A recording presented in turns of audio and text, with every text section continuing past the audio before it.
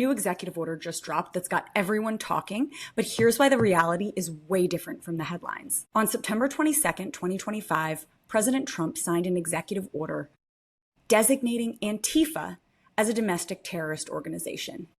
But before you panic or celebrate, let's actually read what this thing says, because the gap between the dramatic title and the actual content is significant. Right off the bat, we have a fundamental issue. Antifa isn't an organization. It's not like ISIS with a headquarters, leadership structure, or membership cards. It's more like a loose ideology or movement. So how do you designate something as a terrorist organization when that something doesn't actually exist as an organization?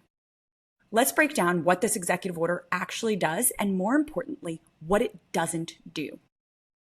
Section 1 basically says Antifa is bad and it uses violence.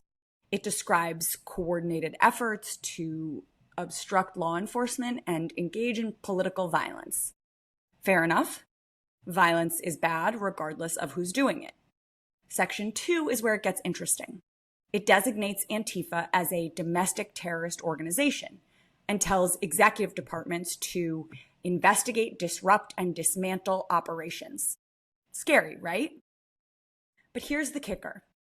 Section 3 says this order must be, quote, implemented consistent with applicable law, and doesn't create any new rights or authorities.